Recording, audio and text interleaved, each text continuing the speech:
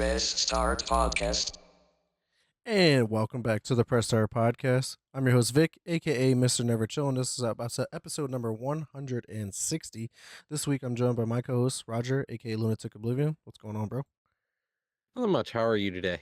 Not too bad, man. Just kind of running together since I had a really long day of work, and then I didn't have any time to do the itinerary like I normally do, so I had to come home, throw that really quickly together, and here we are. So so that was definitely a lot. And thank goodness it wasn't too much. We have up to letter M here on our itinerary to kind of get through. But obviously, we're going to talk about what we've been playing first. So nonetheless, let's go ahead and talk about that.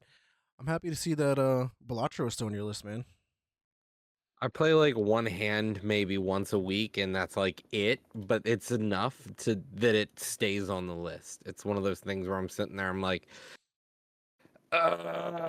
click, wait. All right, done with that. Move on. Next thing.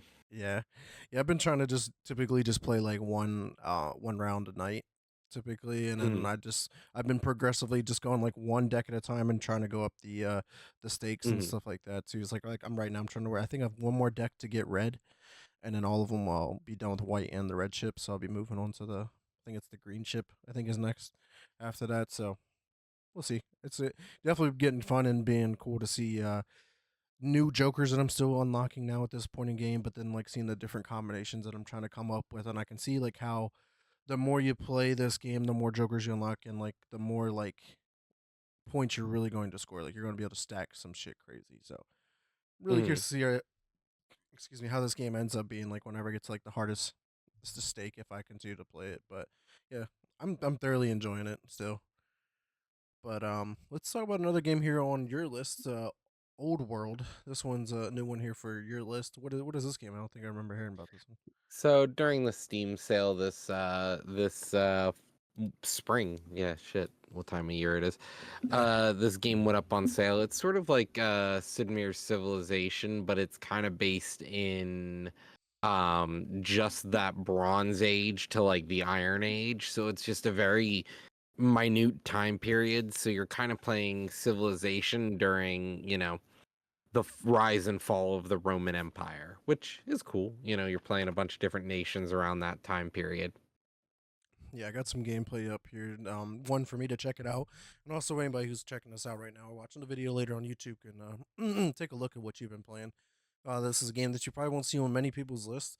When this isn't Civilization 7 out already right now, Yep.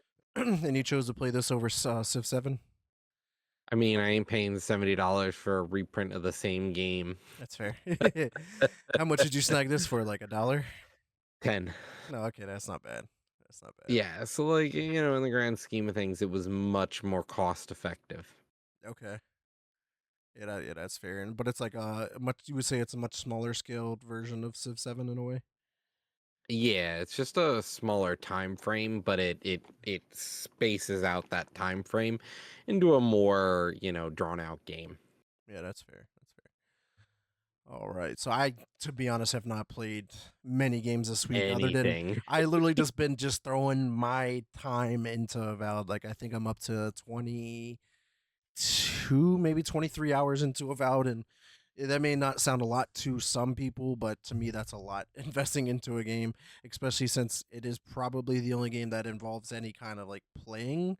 Because the other two on my list was Balatro and then Pokemon TCG Pocket. So one's not really a game. The other one is kind of just turn my brain off and try to build multipliers. But yeah, Valid Man is just, dude, it's so fucking good.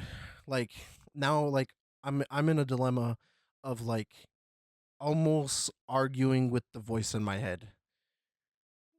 Yeah, I find that I wanna like I'm tired of the voice in my head sitting here like trying to hide shit from me. I'm like, if you don't fucking talk to me, like I actually just gave up my first like boon from the god. The god's like, The here, godlike let me give you powers. a gift, and I Yeah. was like, no, fuck you.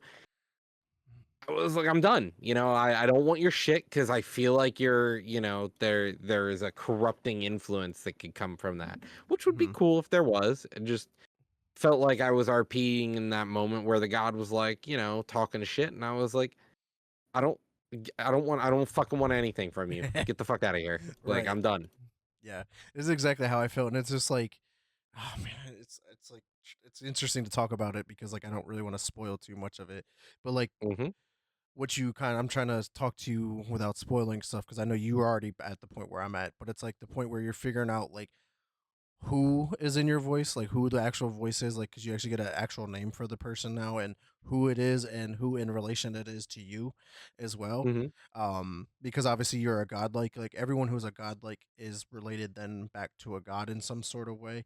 Um, but it's really interesting. And then like I'm not sure how your interactions have gone with like the Steel Garrote and whatnot, and how they the shit that they've done, at least in my game, Yeah. and then like dealing with the Ludwig is her name, uh, Hmm. and how I feel like we're going to clash. I feel like I'm going to at least clash with her at some point. I don't know if that's for everybody's playthrough, and how that goes, but that's definitely where it's leading.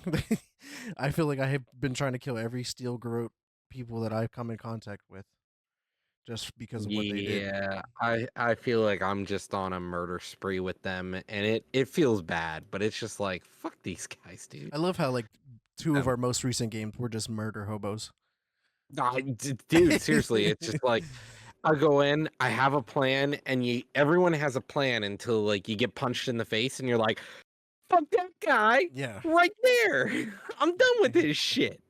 Yeah, like I try to be diplomatic. They're like, "No, fuck you. You're going to die now." Like, "Okay, buddy. It's All your right, funeral. It's not you're the mine." one getting fucked up here.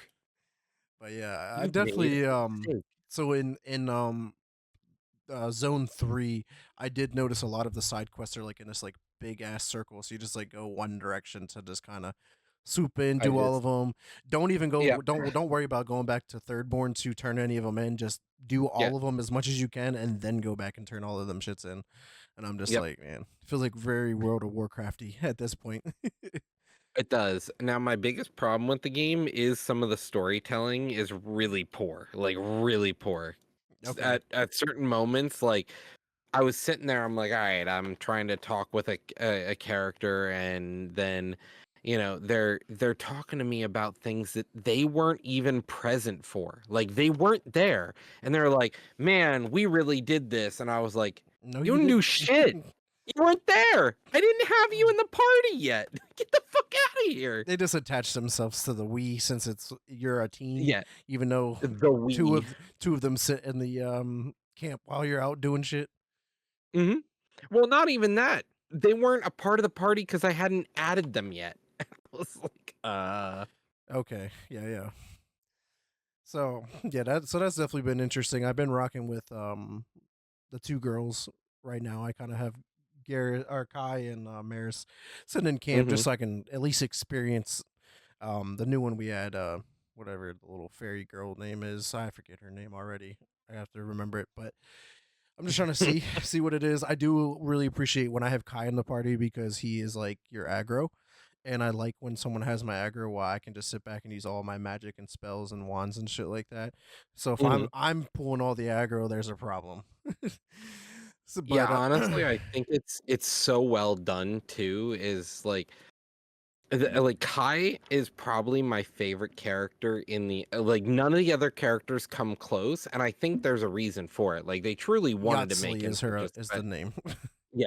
Yeah, like I Kai is such a good character. And the fact Really that well he's so designed. and like we talk about it already, but like he's Garrus is from Mass Effect, like it's the voice, and it's just like the Hmm. comfort of hearing his voice for some reason, no homo, is just it's really really good. Like I just feel like his voice acting is pretty superb in my opinion. Top notch. But I do appreciate having Giada in there at all Hmm. times because like of healing purposes, of like taking that extra burden off of like, oh, my health is low, let me go eat all my food or throw a potion on or whatever. It's just like, oh, you're almost dead, here you go, you're healed, and here's an extra shield so it protects you from taking damage anytime soon. I'm like, this is fucking great. I don't even have to even think about looking at the bottom of my screen at all. I'm just like spell like one, use my ice, use my fire, use the electricity, just doing all kind of crazy stuff. So I really appreciate her, but I think I'll end up probably swapping out Yatsli. But right now she's like part of like some of the quests I kind of just keep her in there just for the story Yeah. purposes. But once it gets to a point, she's going back on the bench and Kai's coming up. But I don't really It's don't really care for the gnome guy who's like your scouter or whatever. Yeah, He's he's like, supposed to have like his own little dark and brooding story, and I'm like, cool, whatever, my Maris, yeah, man. Maris. Yeah, like I really wanna see what comes of him when we get to his zone, which is the fourth zone. Right. Like I can tell because that's he keeps talking about it but doesn't want to get into it. And it's like, okay. Right. I actually got to be able to get into it, so yeah. Because you can keep asking, like not keep asking, but like every time I go to back to the party camp, like hey, he has a exclamation mark, and I go in there and I exhaust all the options, and I'm like, hey, what's going on with this? Like, you ready to talk now? And he's just like, you've been patient enough. Let's go ahead and talk about it. And like he just goes in and you actually learn a ton. You're just like, Mhm. oh shit, like getting into zone fork is probably going to be pretty crazy for him. But yeah, man, we could sit here and talk about Avowed all day long. But I would love to hear about Split Fiction before we move on to the news.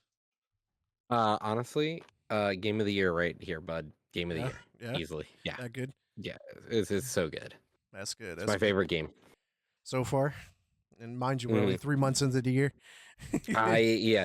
Hey, even the person who like even the director of Split Fiction was like, Joseph I would Ferris. love to win Game of the Year, but I know GTA comes out at the end of the year, so Yeah, it's okay. I understand. he understands. Okay. I'm glad you figured it out, bud. 'Cause, Yeah, but I bet like he's like, it "Fuck, why did I release this game this year?" yeah, and it's so good. It is truly one of the best games I think I've played in recent memory. Mhm. Like it does feel really good. Yeah, yeah, I'm really excited to eventually give it a go one of these days. I still haven't played it. It Takes Two, so I've missed out on that game and obviously this one so far. All right, man. So that's everything we've been playing. Obviously, hopefully I can get to some more games this week. I should probably finish up Avowed maybe this week, maybe next week, because Assassin's Creed, I got that pre-ordered. That comes out this week on the 20th. So I'll be starting that when I do get it in the mail from Target. So because I ordered it through Target because of the steelbook Mhm. that's going to be coming with it. I'm excited for that.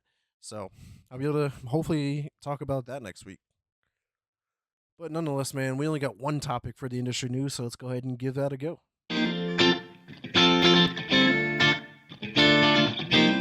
All right, man. So, unfortunate news for Mountaintop Studios. This is the developer behind Spectre Divide, which is that like 3v3 competitive shooter per se.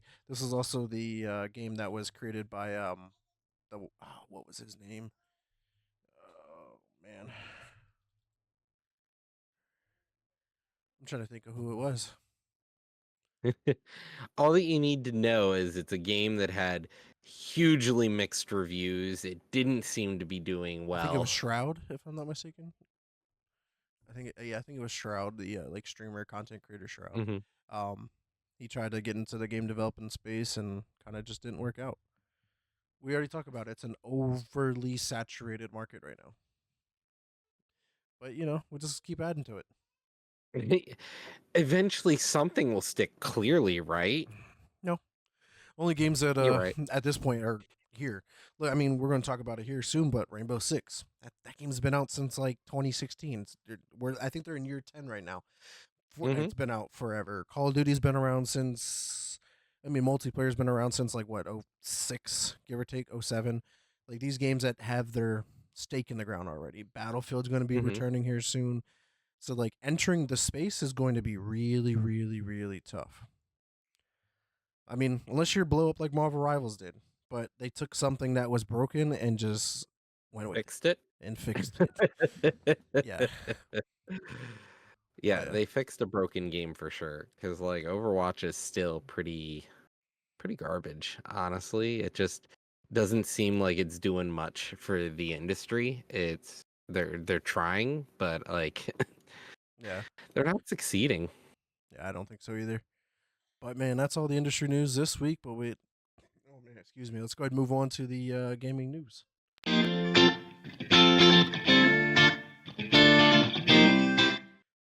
All that soda I'm drinking is all the carbonation making me just have all the gas coming back up. You're like, but let's get right into it, man. Like this was one of the most interesting topics this week, and it came out of Xbox that they announced that CoPilot AI is coming to Xbox games and their apps. I'm not sure if you got to dig into this much, but it was very interesting. I kind of watched some of the showcase of them implementing it, say in like Minecraft, for instance. Like this is an Hmm. ability to like further almost accessibility options in a way because like people they were showing like Minecraft, you hop in, you're just like, what do I do and what do I do with this wood? And it tells you like, oh, you can create sticks or you can do this or you can be like, how do I create a shovel? And it'll tell you how to do it, and it's like all in like a natural Hmm. conversation with this AI. And I'm just like, man, like what could be implemented here? I think is going to be really, really awesome to see. But what's your thoughts on Copilot AI coming to the Xbox games? Honestly, I work in IT and Copilot's everywhere Every right now. It's literally everywhere. So it isn't a jump for it to just appear in like, game development when it's already in development. It's in gaming. It's just honestly, it's going to be everywhere, and I hope that it doesn't kill a generation's ability to problem solve and figure things out on their own. Mm-hmm. Yeah, because I don't know if you see it, I have it up on screen now, like some of the Hmm. screenshots from it. Like this person asked, like, what's the best way to take out the beast? And I would say this is Age of Empires, not Age of Hmm. Empires 4, and it says, want me to pull up a quick strategy, and then, so it would kind of like help you determine things. And then this one here, Hmm. like in the app, it says like, I want to get back into Age of Empires 4. Can you install it? And it's downloading now. Want a recap of where you left off? And I think that part right there is really key. Is like I'm not gonna lie to you. Like if you're playing a game, let's say any single player game, but you like stop playing it for a while, and then you hop back in, you're just like, man, I don't really remember much. Like the fact that it might be able to Like, recap what was I doing? everything, yeah, what happened while you played, and then like just to remind you, I was like, man, that's really dope because it's so important. Because that's one of the reasons why, like, if I stop playing a game, I'm probably not going to pick the game back up where I left off. I will probably either start it over or not play it again just because Yeah. I'm like I completely forget what I even played or did. So yeah, the potential's there. Just be key to see if it's executed well. Hmm. All right. So that was the news for Xbox. They did announce an event. The Elder Scrolls Online 2025 Direct has been announced for April 10th. So any big fans on that, be sure to tune in. Rumor has it we are going to be getting that remake of Oblivion. It sounds like we might get the reveal there. Would be my guess. And obviously the next expansion for Elder Scrolls Online. Are you excited for what's to come? I'm not sure what to expect with the coming of the next iteration. I don't know. I wasn't really a huge fan of Skyrim, and honestly, I was kind of disappointed by their last game. Like it just didn't. Starfield. I dropped it. I never even beat it. I didn't Starfield. even beat the story. Yeah. Yeah. I I haven't just beaten it yet either. I was kind of like meh. Yeah. That's fair. But were you an Oblivion fan? Would you be excited to see a remake? I wasn't an Oblivion fan, and that's the other thing. It's like there's so many games in this series that I'm like, eh. Yeah. Which one did you like enjoy at all from back in the day? Were you more of like a Morrowind? I only Morrowind. really played Morrowind. That was Okay, like the only one I really played. that's fair. I'm actually surprised, to be honest. Really big, really, really surprised. Hmm. All right, man. So for games coming out of Xbox, Warzone, just quick update. Verdansk is returning on April 3rd. That has been confirmed. So we'll kind of cover that and see if it blows up or if it just completely misses. As for Age of Empires 4, Knights of Cross and Rome have been announced and it's coming later this spring. Just from a tweet from Clobro, two new variant civilizations, Knights Templar and the House of Lancaster. 10 new maps for skirmish and multiplayer, and a new game mode called Historical Battles. Those are some of the quick highlights from the upcoming update. So sounds pretty cool. Just some more content to a game that seems to be succeeding. And last but not least, Halo Infinite Operation Blue Team. This is their next big seasonal content. It actually came out back on March 11th, so just a few days ago. We did get to see the return of Firefight Classic, which has endless waves, new maps, Alpha Site, Security Zone, House of Reckoning, Second Floor, and Nemesis.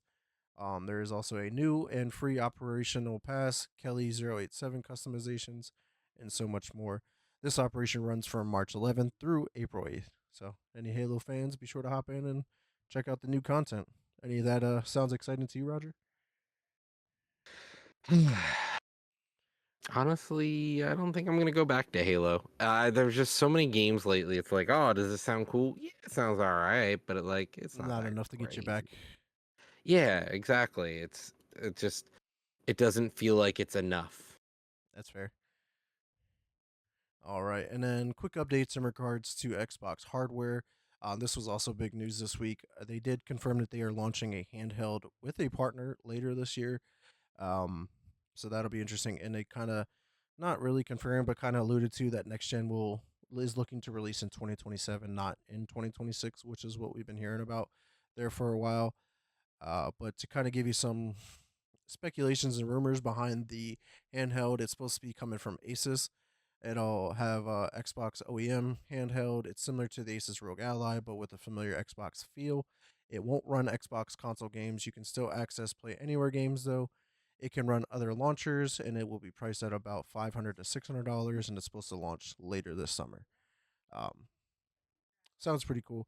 That would be more of a handheld that I would love to see, something that's more catered to my Xbox library, but still have access to others. That's where I would get on board when it comes to the handheld market. But what's your thoughts on this um, handheld from Xbox and Asus? I feel like I'm the downer today, man. It's all I right, just man. it's just I don't know. 2027 is so far away. It's just Hmm. what are we gonna get before 2027? Like Well, yeah, that's for next is gen. But what about the handheld that's yeah, supposed to come out this year, this summer? yeah, and the handheld, I don't I'm not looking to game on the handheld. That's the biggest thing cuz like if I've got Wi-Fi, I'm probably sitting at home.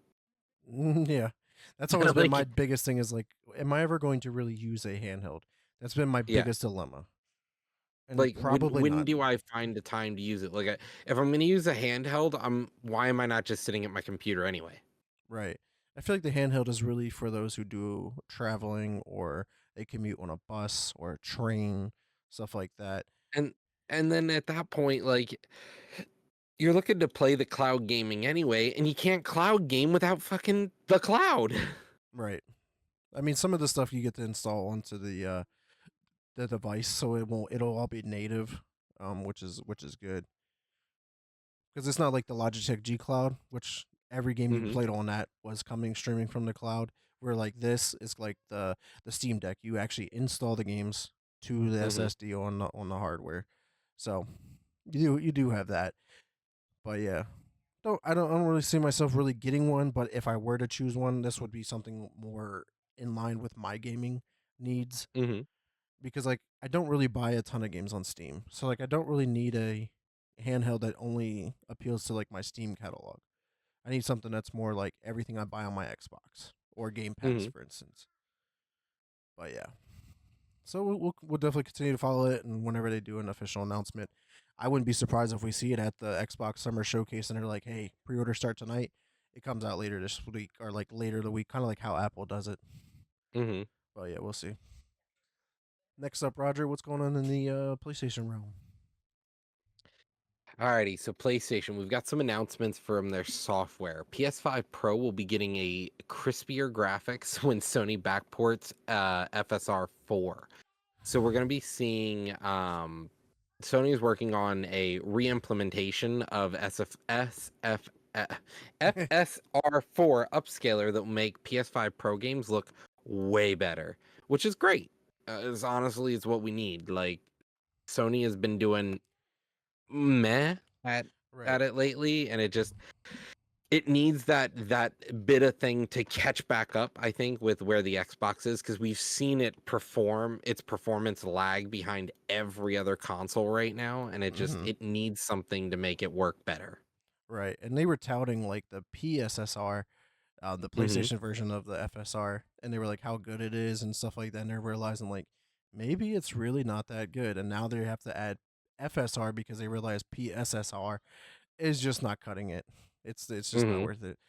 So, and then they said it like in that article, they're talking about how like they're going to be striving to get PSSR to be as good as FSR, if not better. But only time will tell on that. Mm-hmm. But yeah, it sucks to see, man.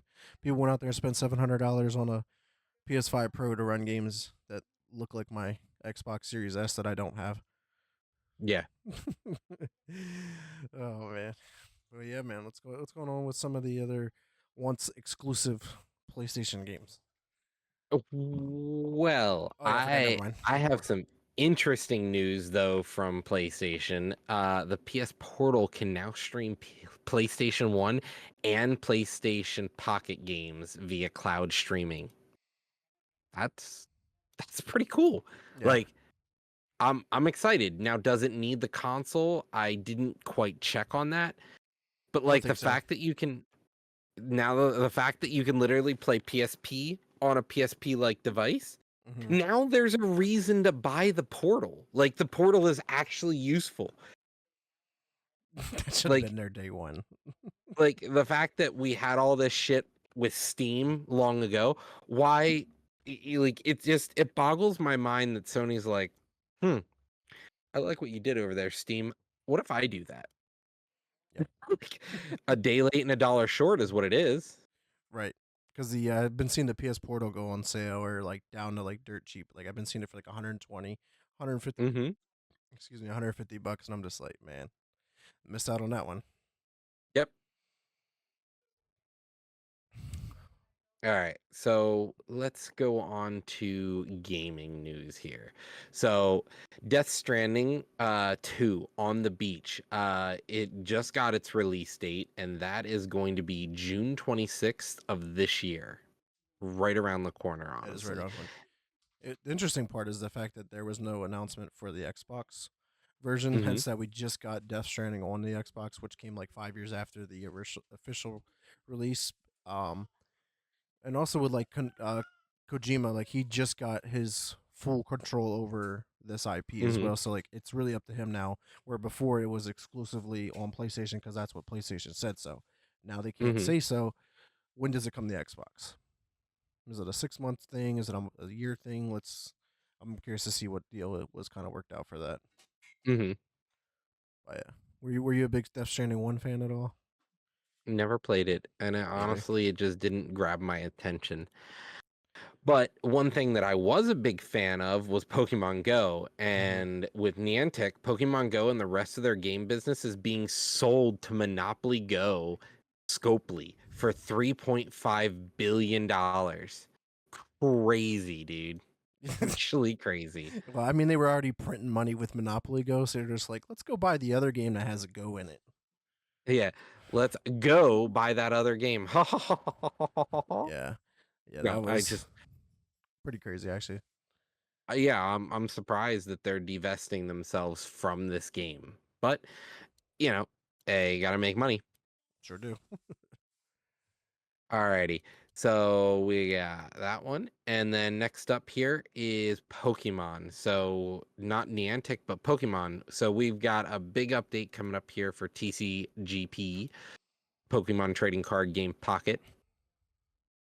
So they ended up dropping an announcement on Twitter here. The announcement says, "Thank you for sharing your feedback on the trading feature in Pokemon Pocket. We are continuing to read your comments and investigate ways to improve the feature. They have removed trade tokens. Trade tokens will be completely removed, and players will no longer need to exchange cards to obtain the currency required for trading. Instead, trading cards of 3 diamond, 4 diamond, and 1 star rarity will now require Shine Dust. When you open a booster pack, Shine Dust will automatically be earned if you obtain a card that is already registered in your card decks. So what this allows you to do then is to take your extras of cards you already have, they get auto dusted like so many other games do, and it allows you to just slam them right into a new card with your friend." Yeah, it's definitely great. I actually tweeted to them. I was like, "Can we like have the ability to look at other people's collections and be like, and see how many they have of each collection? Because like, even if they limit it just to you, just your friends, Mm-hmm. because I would love to just be able to look at your collection or Sean's collection or Scott's collection and be like, oh, you have the card that I need, and like allow Yeah. me to request trade for it and have a card ready, or just request a trade and then like they can just be like, I would like this card from your collection. Boom, trade happens. Like, why are we Yep. making it harder? Because like Yep. that's what we would do in real life. If I was trying to collect a set in real life, I'd just be like, yo, you got duplicates, cool. Let me trade you that for this one because you need these Yo, man, cards can for I your see set. your trade binder? Can I Yeah, see your trade binder real quick? Yeah. Nope. not that fucking hard. Yeah. And now, uh, so if you already have the card though, and I want to make sure that I'm clear on this as well. If you have the card, you get the dust, Yeah, which means like if you get you don't your lose first the copy, card though. your Like second copy, yeah, exactly. it just So adds want to to your make sure collection. that's So like clear. you can have like 10 of one card, but Mm-hmm. you're just going to get like a bonus thing because you already have the card, Mm-hmm. like Shine Dust, to then be able to use that to trade. So that's dope. I'm just glad that they're fixing it because yeah, getting the trade tokens and like everything that you needed to just trade was fucking ridiculous. Yep. But yeah, hopefully they're just flush this out and get it to where it needs to be. Uh, Alrighty. So next up, Digimon. Talking about one trade card trading card game to the next here. Digimon has announced that they're looking to join the digital trading card scene. They are now looking to put out a digital version of their trading card game, it looks like. Yeah, at least that's what I got out of this trailer that I got up on screen. Like I forget who that Digimon is, but he picks up a phone and then like he goes into the phone, and then obviously you're gonna be able to find more at the upcoming event.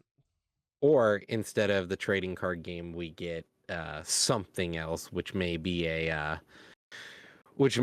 just like a new Digimon Go. That'd be great. Something. But no, honestly, it looks interesting. I'm interested to see whether we're gonna get a card game or what we're gonna get. Yeah. All right, man. So let's go ahead and talk about the other competitor here to Pokemon and Digimon, and we got Palworld. News coming out from them is that the crossplay update is coming later this March, and World Transfer for the Pals are also right around the corner. So that's awesome to see there. I actually didn't realize that crossplay was not a thing, to be honest. But nor did Mhm. I. I didn't even try to play this game with friends yet at all. But it seems like it would probably be pretty fun with friends. I don't know. Were you able to play Palworld at all with friends? Yeah, Jordan and I played the shit out of it. We got like halfway through the game, and then we were like, "All right, That's it. it's it's getting it was starting to get a little drawn out at times. Like I the mid game kind of fell apart for me, but we had other games come along that just felt more Yeah. like more fun to play at the time. That's fair. Let's talk about a game that you and Jordan actually have been playing, and that's Split Fiction again here. They officially sold 1 million copies in the first 48 hours. So that is a awesome feat there for them.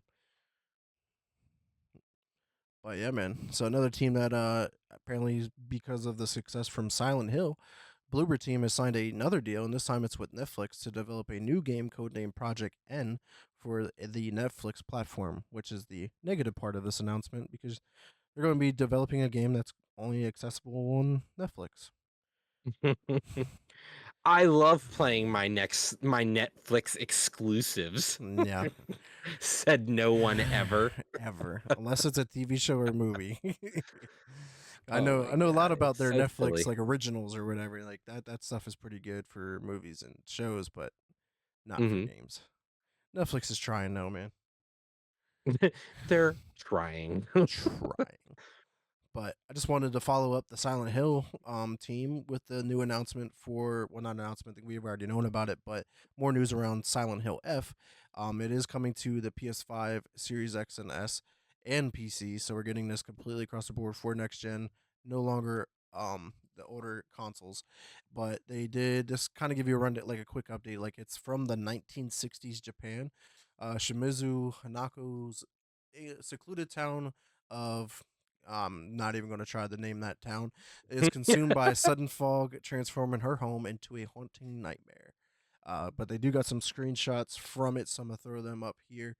Not gonna lie, like it looks really good. Like obviously, I'm big on like graphic fidelity and stuff. Like the character design is really good. But I'd definitely be curious to see how the game plays out in like a completely different setting because obviously the Yeah, the traditional Silent Hill games are based out of like the town in Pennsylvania. they're like Western games. Whereas, like, what I find fascinating is like Japanese horror seems to go really far. Like, Japanese horror is fucked. Like, dude, It is weird. literally, like, they have a literal yokai that like catches you in a public bathroom and asks like, red pill, blue pill, and either way, it fucking murders you. Like, cool, give me blue pill. You chose the blue pill, you fucking die. Okay, this Yeah. is awesome, I guess. Yeah. Fuck. And Yeah. it's 1960s Japan, so it's like, it's just the burgeoning time of electricity for them, and like and modernization, and just there's so much that gets lost in post-war Japan. Yeah, and just from a quick thing, like 1960s in Japan, it says was a year of prolonged and intense political struggles in Japan. The massive and often quite violent Mike Cole mine strike and something else. You see the rest of it. So yeah, it seems pretty like a pretty crazy time for Japan in the 1960s Hmm. as well. But Roger, we also had another big announcement this week. Yeah, so let's talk about the best game ever in recent memory, and that's Space Marine 2 has already got Space Marine 3 announced. I am so hyped for this game. Yeah, I was like, I let's am go, I baby. am in it for this game, my friend. Yeah, I man. am so ready. So also with the announcement, they did say that Space Marine 2 has sold 5 million copies already. So Hmm. that's obviously successful in any capacity. Obviously, covering the games over the last few months, how games that have sold 1.5 million or 2 million copies are failures in some ways, but Space Marine 2 has sold 5 million. So that's awesome, especially for being like more of a double A game. You know, We already talked about this, dude. yeah. Double A is king right now. Double A is everything, and I think we kid ourselves when we talk about Double A being like it. Honestly, Triple A is just a shitty myth of something real. Like, just. Yeah, and there's so much more content coming out to Space Marine 2. Like we still have like that Hmm. horde mode like right around the corner, and obviously some more operations and skins and whatnot. So yeah, Space Hmm. Marine, that's awesome to see, man. Looking forward to SM3. I am so excited. I I cannot wait to play some more Space Marine. Yeah, Honestly, I want to go back and just beat all the operations. yeah, we still got to do that. I definitely would be down to reinstalling it and finishing those up. That'd be fun. But let's go ahead and talk about one of the other really big news topics this week. So it was a kind of like an event too. But for Rainbow Six Siege, kind of talked about it earlier. They've been going for 10 years strong. They have their new platform called Rainbow Six Siege X. Obviously X representing 10 in the Roman Hmm. numerals. Let me get the trailer up here so we can kind of talk over it, and then we'll go into some more details. But some of the quick big highlights is that Rainbow Six Siege is going free to play. So you no longer have to buy the copy. That's awesome. That's going to allow a ton of players to like dive in, give this game a go if they've never played before. There's no longer that barrier of entry. Um, but yeah, man, there's a new maps coming, new modes, just graphic fidelity increase. I mean, you figure this game's been out since 2016. A lot have changed when it comes to graphics in that timeline too. Um, Hmm. but yeah, man, Roger, I can't remember. Did you ever get to really play Rainbow Six Siege at all? I never played Rainbow Six Siege, but I've always thought about playing it. And honestly, this is exciting to me to see this go, free to play. Like, Mm-hmm. it makes me even want to think about playing it. Oh yeah, I'm really down to give this a go. I used to play Rainbow Six a lot. back in the day, and I used to just hop in like random times to play. Just the gunplay feels really great. The whole like game modes and whatnot, like the attackers versus defenders, was really done excellent in this game. Because like when you think about it, like when we talk about, let's say, Valorant attackers versus defenders, you know, you can Hmm. pretty much play any character no matter what, right? Where in Rainbow Six Siege, there is a list of attackers that you can play as, and a list is defenders. So like if there's like one of your favorite ones, but he's only an attacker, you can't choose him then on defense. You have to go and pick one of your different agents on defense.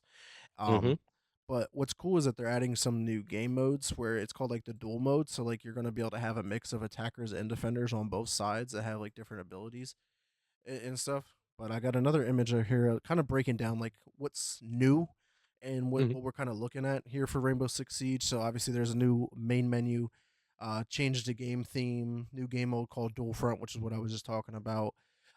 New thing for shadows, which is awesome, like more in depth for shadows. Like so, if there's a light coming through the window and it's making a shadow of you, then onto the wall, you can actually like block out the sun, and then your shadow disappears. Like that's like the interactivity of the world, which is really awesome. Some games may do it, some games may not. But some people did point out like they gotta take this the next step further, because like if there's a light on in the house, it then projects your shadow onto the wall, but you cannot block the light no matter what you do with the light in the house. It does not change the shadows at all. So they got to fix that. Um, Obviously, a lot of major visual improvements, new audio update, the communication wheel, which is going to be really helpful, the new map district, interactable environment, which looks pretty awesome because there's different like pipes and fire extinguishers and different things that you can like, kind of shoot that can either injure or disrupt enemies and stuff like that. That's pretty awesome. There's a new UI, veteran rewards if you've been playing for a while. Rainbow Six Siege goes free to play, like I said. They added weapon inspect, which is a huge feature in a lot of other shooters, but now it's officially on Rainbow Six. New ban system. So apparently, each round you ban up to three different operators. So that's going to be pretty interesting to see. And then the new repelling system, like the Hmm. ability, what you're going to be able to do, repelling down a building and like basically wall running the full length of the building if you want to, is going to be pretty intense. Like some of the repelling that you can do in this game is crazy. This game doesn't stop; it keeps giving, and I Yeah, think that's an important part of it. yeah. This is actually one time that we can truly give Ubisoft their kudos for a game that just hit and it It's keeps the only hitting. thing keeping them functioning as a business. More or less. That's what it More feels or like, my less, man. yeah.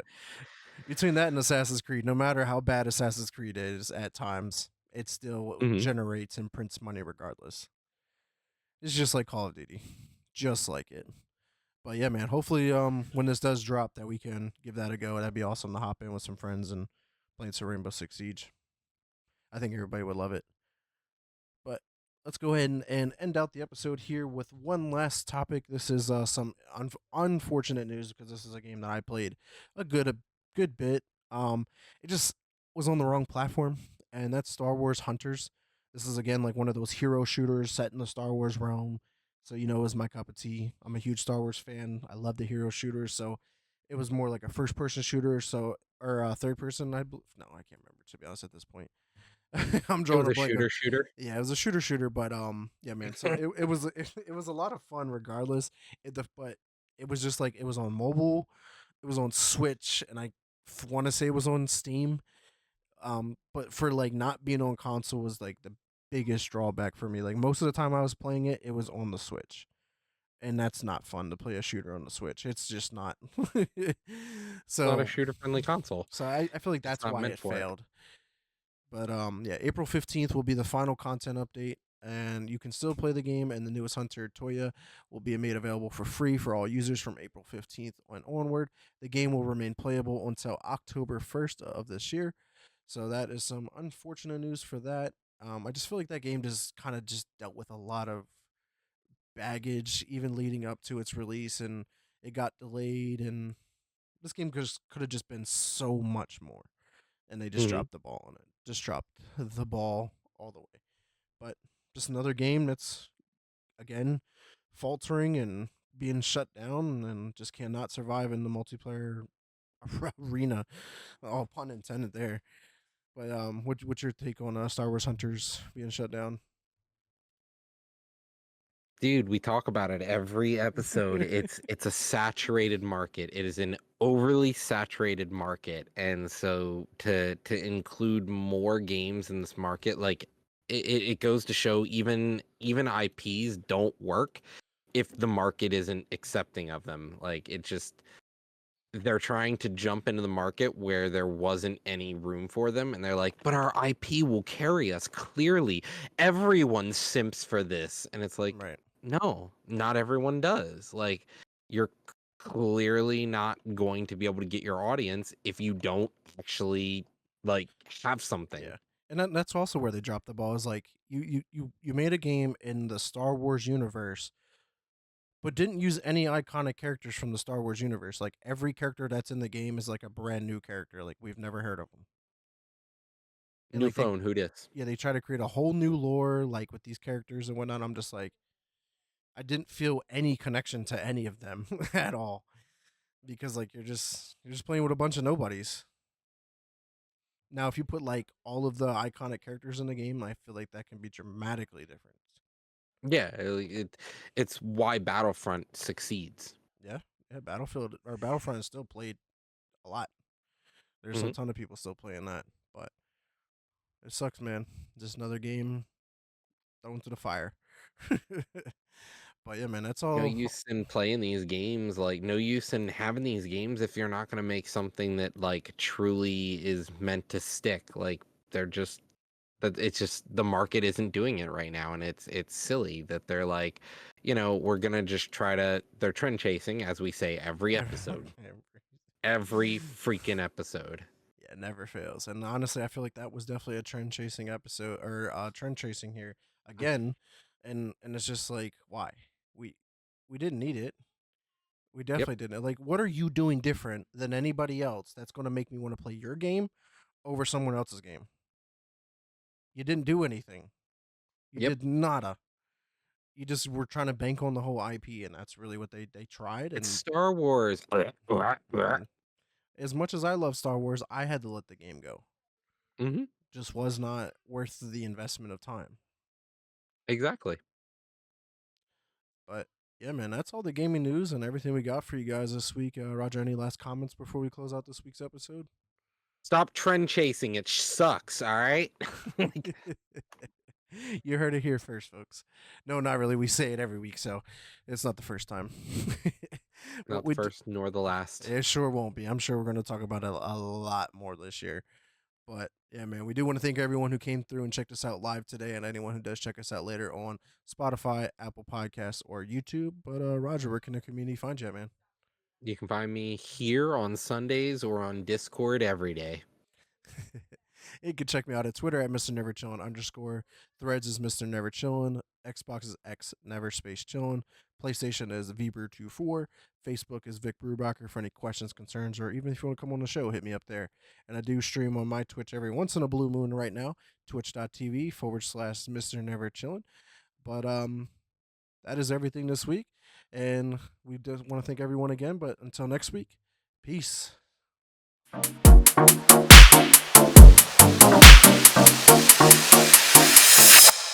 Restart podcast.